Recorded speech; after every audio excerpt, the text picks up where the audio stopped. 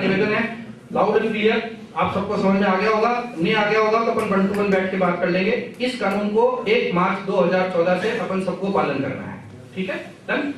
दूसरी बिंदु है जो सरकार ने भी ध्यान चलाया है एनडीपीएस एक्ट का या उससे संबंधित चीजों का। उसमें 1985 में एक यूएन कन्वेंशन हुआ जिसमें बहुत सारे विश्व के सारे देशों ने मिलकर ये देखा कि इन दवाइयों का बहुत मिसयूज होता है, इनकी थेरापेटिक वैल्यू भी है और इनकी अब्यूज वैल्यू भी है। तो ऐसा कुछ कानून बनाया जाए जिनकी थेरापेटिक वैल्यू है उनकी अब्यूज वैल्यू नहीं हो, उनको लोग अब्यूज नहीं करें। And India and Pakistan are the only country जहां पर ओपियम का कल्टीवेशन अलाउ है। अदर देन दैट ऑफिशियली किसी भी कंट्री में अफीम का उत्पादन अलाउ नहीं है। और जो कोडीन है वो आपके अफीम से ही बनती है, ओपियम से ही कोडीन का प्रिपरेशन होता है, ओपियम से ही कोडीन का निर्माण होता है। तो जो आप लोगों से ज्यादा संख्या में कोडीन ले जा रहे हैं वो ऐसा ही कर रहे हैं कि अफीम बेच रहे हैं। आप इसको बिल्कुल स्पष्ट तौर पर समझिए। तो ये कानून जब बना इसमें 2 तरह की चीजें हैं। एक जो पेड़ पौधों से मुख्य रूप से कोडीन, ओपियम, कोका और कैनाबिस, अफीम, कोका और भांग, ये 3 पौधे हैं जिन पौधों से मिलकर कुछ अवयव मिलते हैं, कुछ घटक मिलते हैं जिनका मेडिसिनल यूज है। इंडिया में कैनाबिस जो भांग है, कैनाबिस सटाइवा, उसका खाली अब्यूज है। अभी विदेशों में ट्रायल चल रही है कि उसके जैसा पोटेंट एंटी पेन एजेंट कोई नहीं है। उसकी जो दर्द रोकने की क्षमता है, आज भी वर्ल्ड में ओपियम हम नापते हैं दूसरी दवाई को, दर्द नापने की क्षमता को, तो ओपियम को नंबर 1 रखा जाता है। Opium is the best analgesic available till now. लेकिन उसके साथ एक दूसरा अब्यूज का साइड इफेक्ट इतना है कि वो अगर थोड़ी देर तक आदमी खा ले तो उसको उसकी आदत पड़ जाती है। बीच में आपने नॉर्फिन बेची होगी, यूपिनॉर्फिन बेची होगी, वो दवाइयां बंद हो चुकी हैं। और सन कंपनी के मालिक तक के एनडीपीएस एक्ट के वारंट निकल गए थे उन दवाइयों की स्मगलिंग के लिए। तो ये जो दवाइयां हैं, एक तो पौधे से मिली हुई दवाइयां हैं जिनको नार्कोटिक ड्रग बोला जाता है। जो प्लांट ओरिएंटेड दवाइयां हैं, पौधे से मिलती हैं, they are called narcotic drugs. और जो केमिकली सिंथेटिक दवाइयां हैं जिसमें एल्प्राजोलम, डोराडाम, डायज़ेपाम, मिटलाजिपाम, डाइक्लोरडाइजेप्रोक्साइड, इनको साइकोट्रोपिक सब्सटेंस बोला जाता है। दो मोटी-मोटी चीज समझिए, एक कोडीन जो आप काम में ले रहे हैं वो नार्कोटिक ड्रग है, और जो एल्प्राजोलम, डायज़ेपाम, जितने भी केमिकल नेम से बनती हुई दवाइयां उनको साइकोट्रोपिक सब्सटेंस बोलते हैं। इन दोनों को बिना ड्रग लाइसेंस के बेचना, खरीदना, रखना गुनाह है। जो व्यक्ति ड्रग लाइसेंस को पालन कर या उसकी नियमावली को पालन कर जो कानून में शर्तें लिखी है उनको पालन कर अगर इन दवाइयों को बेच खरीद रहा है तो उसको नार्कोटिक एक्ट से छूट है। आपको नार्कोटिक एक्ट से जब ही छूट है जब आप ड्रग एक्ट के परव्यू में हैं। अगर एक व्यक्ति जिसके पास ड्रग का लाइसेंस नहीं है उसके पास अगर 50 बोतल कोडीन की मिलती है तो वो नार्कोटिक एक्ट का उल्लंघन कर रहा है। मैंने भरत जी ने, मनीष जी ने सांचौर में कई ऐसी एफआईआर कराई हैं और लोग 3-3 महीने तक जेल में रहे हैं। अभी भी उत्तर प्रदेश में लोग जेल में हैं जो इन दवाइयों के साथ प्ले करते हैं, खेलते हैं। तो मोटी बात ये समझिए कि अगर आपके पास ड्रग लाइसेंस नहीं है या उस स्थान पर नहीं है तो वहां पर अगर आप कोई भी नार्कोटिक या साइकोट्रोपिक सब्सटेंस का भंडारण भी करते हैं तो वो एनडीपीएस एक्ट के अंतर्गत गुनाह है। अभी आप लोगों के पास नोटिस आए होंगे और उन्होंने बुलाया होगा, वो यही चेक करना चाहते हैं कि क्या आप ड्रग एक्ट को फॉलो कर रहे हैं। जिस व्यक्ति के नाम से आपने बिल बनाया है वास्तव में वो लाइसेंस धारी है या नहीं है, और उस लाइसेंस धारी ने भी उन नियमों का पालन किया जैसे बिना पर्चे के दवाई बेचने का, तो वो ड्रग एक्ट के तहत गुनाह तो है ही है। साथ में narcotic and psychotropic substance act के तहत भी गंभीर गुनाह है जिसमें 7 साल से नीचे की सजा का प्रावधान नहीं है। नंबर 1। नंबर 2, जो साइकोट्रोपिक सब्सटेंसेस हैं उनके लिए सरकार ने ये कहा है कि पर्सनल कंजम्पशन के लिए व्यक्तिगत तौर पर किसी भी व्यक्ति के पास बिना ड्रग लाइसेंस के अगर 300 यूनिट से ज्यादा यूनिट मिलती है, पहले 100 यूनिट थी, अभी गवर्नमेंट ने बढ़ा के इसको 300 यूनिट कर दिया है। अगर 300 यूनिट से ज्यादा मात्रा में साइकोट्रोपिक सब्सटेंस मिलता है तो वो साइकोट्रोपिक नार्कोटिक एक्ट के तहत गुनाह है। इसको आप बिल्कुल अच्छे से समझिए कि आप वो डब्बा अल्प्राजोलम का लेके कहीं भी इधर से उधर बेच देते हैं, वो प्लीज उसको बंद कर दीजिए। वो साइकोट्रोपिक एक्ट के अंदर, अब H1 के अंदर भी वो दवा है और एनडीपीएस एक्ट के अंदर भी वो दवा है। कानून आपको आपके गेट पर आकर जगा रहा है और आप नहीं जग रहे तो उसका खामियाजा आपको ही भुगतना पड़ेगा। आपको गाइड किया जा सकता है, आपको पहले समझाया जा सकता है, आपको चेतावनी दी जा सकती है और फिर रेगुलेशन का लास्ट पार्ट है कि उसको पनिश करना पड़ता है। तो आई डोंट वांट कि मेरे यहाँ किसी को कोई पनिशमेंट मिले। तो पहले आप ये मोटी-मोटी 2-3 चीजें समझ लीजिए। आप पंजाब में जाके देखेंगे, वहां पर आपको मैं एक आंकड़ा बताता हूँ। फेंसिड्रिल और कोरेक्स 2 ब्रांड हैं देश में जिनकी ORG मार्क INS हेल्थ या AICTE अवार्ड्स में नंबर 1 और नंबर 3 के ब्रांड हैं। 290 करोड़ रुपए की सेल है दोनों ब्रांड की। आप दिल से सब जानते हैं कि उनका अब्यूज होता है। 290 करोड़ की सेल में नॉर्थ इंडिया की अलग टेरिटरी है जिसमें राजस्थान, यूपी, उत्तर प्रदेश, पंजाब, हरियाणा, इतने 4 स्टेट यहाँ पर है। 290 करोड़ की सेल में से 190 करोड़ की सेल इन 4 स्टेट में। इतने देश में अगर खांसी बीमार ठीक होने होते हैं तो फिर दूसरे स्टेट में भी उतने ही बीमार हैं। इसलिए कहीं ना कहीं कोई ऐसा गणित है, कहीं ना कहीं कोई ऐसा आंकड़ा है जो अब्यूज की तरफ या इस दवा को गलत दिशा में बेचने की तरफ, युवा पीढ़ी को भटकाने की तरफ प्रयास कुछ लोग कर रहे हैं।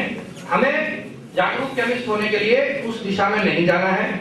आज के बाद एक सिर्फ पर्चे पर ही बिकेगी, नहीं बिकी तो उसका रिकॉर्ड रखा जाएगा।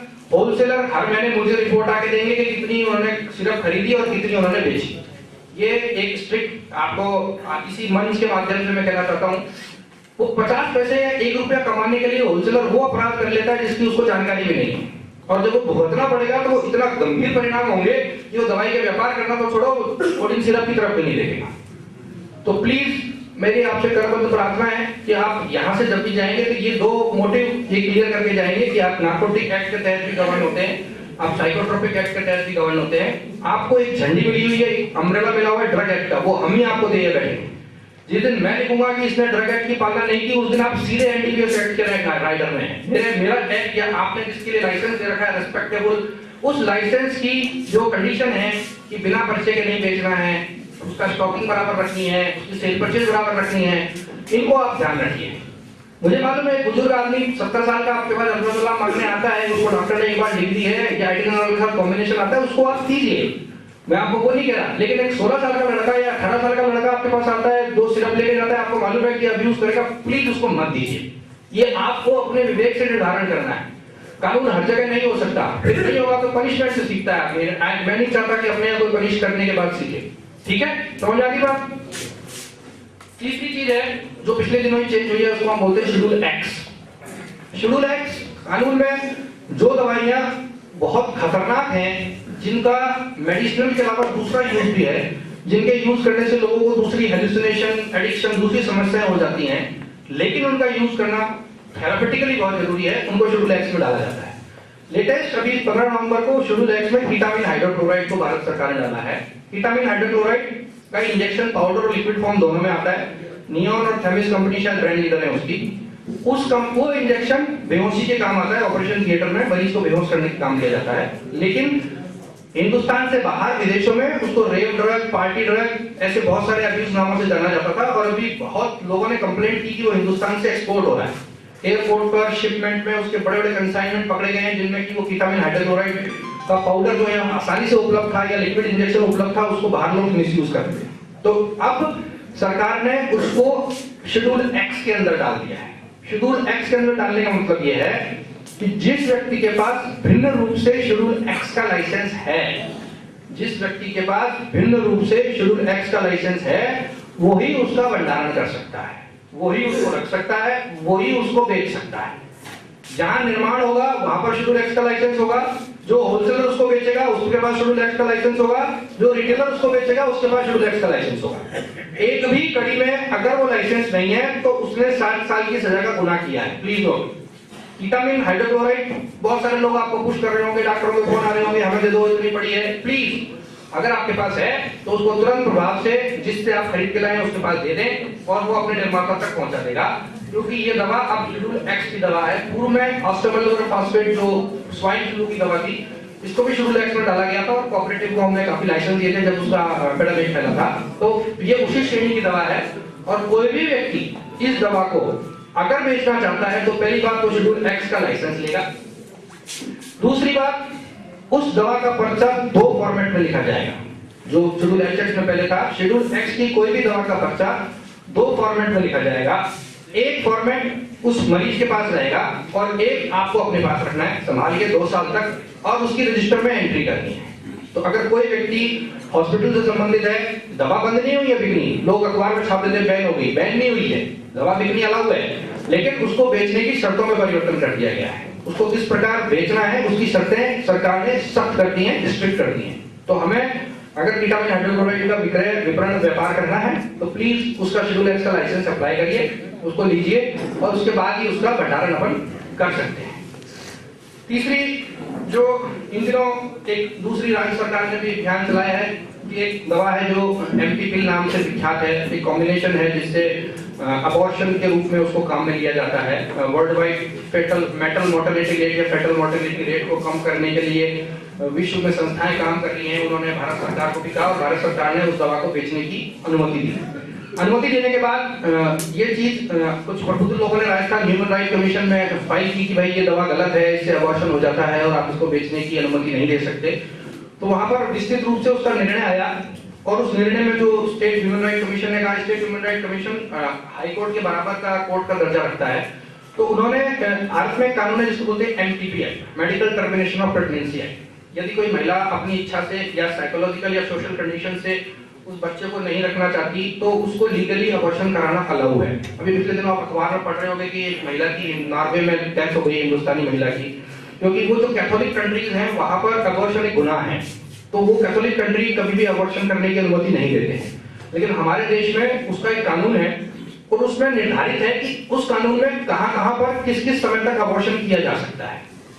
पहली बात ये समझिए कि कोई भी अबॉर्शन भारत सरकार या राजस्थान सरकार से पंजीकृत सेंटर पर ही किया जा सकता है, उसके भिन्न कोई भी व्यक्ति उसको काम में नहीं ले सकता। तो ह्यूमन राइट कमीशन को जब ये बात पता चली तो उन्होंने एक ऑर्डर पास किया। इस ऑर्डर में उन्होंने साफ साफ निर्देश दिए कि ये दवा चूंकि अबॉर्शन की काम आ सकती है, इसलिए इसका उपयोग वही लोग करेंगे जो अप्रूव्ड एमटीपी सेंटर्स हैं। अप्रूव्ड एमटीपी सेंटर पर ही इसका उपयोग किया जा सकता है। तो उस दवा पर भी आप समझ लीजिए शेड्यूल एक्स की दवा है। अगर अप्रूव्ड एमटीपी सेंटर का डॉक्टर आपको पर्चा लिखता है, आपके एरिया में याद कर लीजिए कि अप्रूव्ड एमटीपी सेंटर है कि नहीं है। जैसे बांगड़ अस्पताल है, वो अप्रूव्ड एमटीपी सेंटर है। सुमेरपुर का मुझे जानकारी नहीं है, कभी आप कहेंगे तो मैं आपको लेके दे दूंगा, उनका पता कर लीजिए। अगर वहां के प्रिस्क्रिप्शन पे, डबल प्रिस्क्रिप्शन पे वो दवा आती है तो आप उस मरीज को दीजिए और उस प्रिस्क्रिप्शन की कॉपी अपने पास रखिए। ऐसा नहीं कि किसी के भी पर्चे पे ले ली और किसी ने भी किसी को ले ली, उसमें भी वही अपराध है जो क्रिमिनल एक्ट का अपराध है। इसलिए उस दवा का बीच में राज्य सरकार ने भी योजना बनाई थी और हमारे यादव जी ने अजमेर में एक बहुत ऐतिहासिक केस पकड़ा है जिसमें एक व्यक्ति उनको गंभीर अनियमितता में बेच रहा था, उसका लाइसेंस रद्द कर दिया गया, उसके खिलाफ क्रिमिनल प्रोसिक्यूशन भी चालू है, एफआईआर भी चालू है। तो जो हैबिचुअल ऑफेंडर है, मेरे को लगता है ये वही ये काम करते हैं, लेकिन फिर भी आपकी कानून की जानकारी के लिए जरूरी है कि आप कृपया उस दवा को जो अप्रूव्ड एमटीपी सेंटर का डॉक्टर है उसके पर्चे पर ही लिखें, देवें, उसका 2 पर्चा बना लें, एक अपने पास रखें, उसको रजिस्टर में एंट्री कर लें, तभी देवें, उसके अलावा उस दवा का विक्रय नहीं करें। ठीक है। तीसरी चीज है जो कानून से संबंधित नहीं है लेकिन केस स्टडी में आपको बता सकता हूं, जो मैं अपने भाई लोग जो मेरे केमिस्ट हैं उनके साथ रहकर करता हूं और इसके परिणाम बहुत सुखद भविष्य में मुझे दिखते हैं और वर्तमान में भी दिखते हैं। जोधपुर में अभी पिछले दिनों नकली दवा बेचने की घटना हुई तो मैं भी उसमें कार्य करने के लिए गया। तो वहां पर मैं गया तो मैंने देखा कि आदमी एक तो बहुत अनभिज्ञ है कि दवा का लाइसेंस क्या है, किसने किसको बेच दिया, कुछ इतने बदमाश है, एक आदमी दूसरे को बेच देता है, तीसरे दूसरी से वापस खरीद लेता है। तो उसको मैंने ऑब्जर्व करके ये देखा कि ये जो कंप्यूटर पे बिल बनाने की पद्धति है, प्लेन बिल बना देते हैं अपन, उसमें किसी को कुछ मालूम नहीं, हरीश मेडिकल लाइसेंस नंबर 512 517 कुछ भी दवाई भेज दी, आपने ले ली, आप इन्वर्ट कर दोगे, मेरे हाथ में दे दोगे, साहब ये तो हरीश मेडिकल वाले ने मुझे दी थी। तो उससे मैंने एक चीज देखी कि वो उसमें कुछ समस्याएं हैं। तो सबसे पहले हमने पाली में प्रयास किया कि हर होलसेलर के पास अपना एक प्रिंटेड बिल होना चाहिए, प्रिंटेड बिल फॉर्मेट होना चाहिए। उस पे कोई भगवान लक्ष्मी की भगवान की फोटो लगा रहा है, कोई क्या कर रहा है, कोई क्या कर रहा है, कोई भी उसने अपना ब्लॉग बना लिया। उससे एक फायदा ये होगा कि कम से कम एक सबूत, एक कड़ी और जुड़ेगी अगर कोई आपके नाम से मिसयूज करने जा रहा है।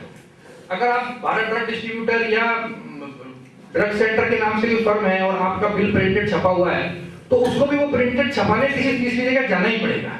वो